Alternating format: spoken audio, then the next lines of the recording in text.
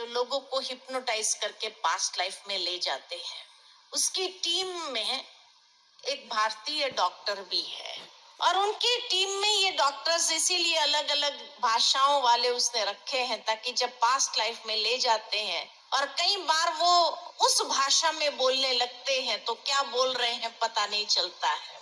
तो जब पिछली बार जब आए थे तो उन्होंने एक बहुत वंडरफुल बात सुनाई। तो कहा कि जब उनको पास्ट लाइफ में ले गए, अधिकतर जितने लोगों को ले गए वो लोग, तो उनसे एक सवाल बहुत कॉमन पूछा कि जब आप शरीर छोड़ते हैं उसके बाद कहाँ जाते हैं? सीधा दूसरे शरीर में प्रवेश करते हैं या भगवान जैसी कोई चीज है और उसके पास जाते हैं और भगवान आपको फाइनलाइज करते हैं कि आपको ये घर में जन्म लेना है, ये घर में जन्म लेना है, कहाँ जाते हैं?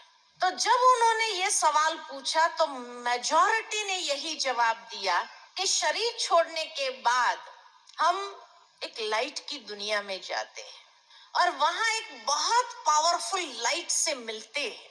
शायद वही भगवान था। का कैसे पता चला आपको कि वही भगवान था? तो कहा क्योंकि वो भगवान इतना प्यार दे रहा था, इतना प्यार बरसा रहा था कि जैसे हम प्यार के फव्वारे में नहा रहे थे। इतना प्यार भगवान के सिवाय कोई नहीं कर सकता है, इसीलिए वही भगवान था। बहुत डिवाइन लाइट थी, बहुत पावरफुल लाइट थी। क्या उसके बाद क्या उसने फाइनलाइज किया कि आपको कहाँ जाके जन्म लेना? का नहीं, भगवान फाइनलाइज नहीं करता है। का जब हम उस फवारे में नहा रहे होते हैं, प्यार ही प्यार जैसे बरसा रहे हैं भगवान, तो उस प्यार में जैसे हमारा शुद्धिकरण हो रहा होता है, हम बहुत क्लीन हो जाते, शुद्ध हो जाते हैं। और ऐसे शुद्ध जब हो जाते हैं, बहुत लाइट फील करते हैं, उसके बाद हमारे सामने हमारी जीवन यात्रा की एक फिल्म की तरह पूरी जीवन यात्रा हमारे सामने से गुजरती है।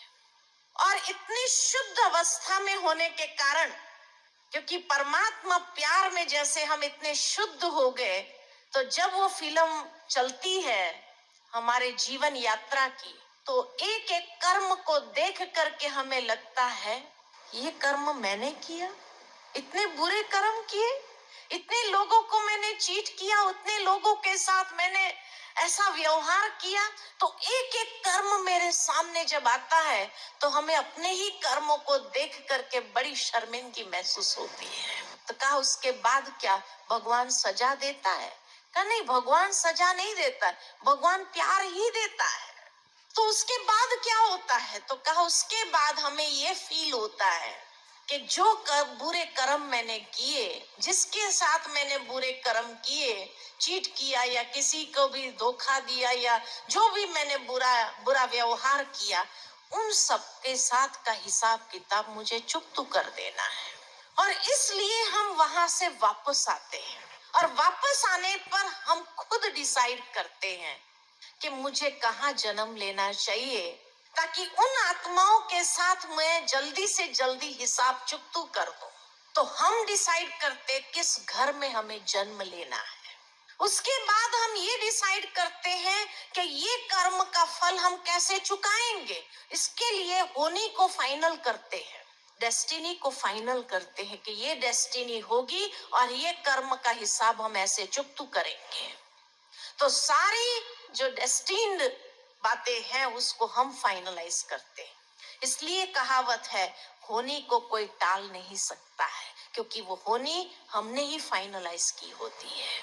उसके बाद हम ये भी फाइनलाइज करते हैं कि किस दिन हमारा जन्म होगा, तो जन्म की तारीख को फाइनलाइज करते हैं।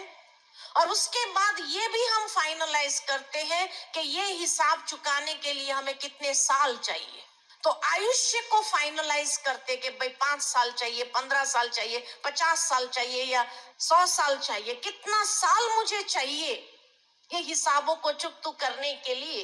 तो आयुष्य को फाइनलाइज करते हैं और आयुष्य को फाइनलाइज करने के बाद हम ये भी फाइनलाइज करते हैं कि ये शरीर छोड़ने के लिए कौन सा कारण बनेगा, कौन सी होनी बनेगी।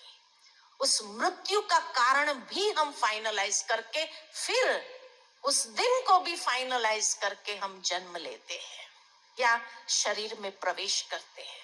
इसीलिए कहा जाता है जन्म और मृत्यु की तारीख को कोई बदल नहीं सकता है। दूसरा ये भी कहा जाता है कि जोड़ियां ऊपर से बन के आती है। क्यों ऊपर से बन के आती है? क्योंकि हमने ही फाइनलाइज किया होता है कि कौन सी जोड़ी मुझे चाहिए अपने कर्मों का हिसाब किताब सेटलमेंट करने के लिए। ये हम ही फाइनलाइज करते हैं। का उसके बाद क्या आपको याद रहता है?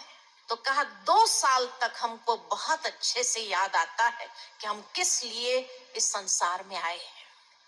और उसके बाद जो जो व्यक्ति हमारे सामने आते हैं हम उसी समय उनको जिसको दुख दिया होता है उनके सामने मुस्कुरा करके उनको सुख देने का प्रयत्न करते हैं। लेकिन जैसे ही हमारी वाचा खुलती है, हमारा मोह क्रिएट होता है परिवार के सदस्यों के साथ, वाचा खुलने के बाद विस्मृति हो जाती है कि हम किस लिए आए।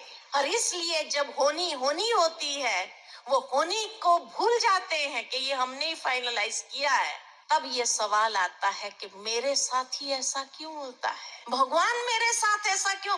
भगवान नहीं करता है, हमने खुद ने फाइनलाइज किया है। इतना गुह्य राज स्पष्ट हुआ है ये पास्ट लाइफ रिग्रेशन के माध्यम से।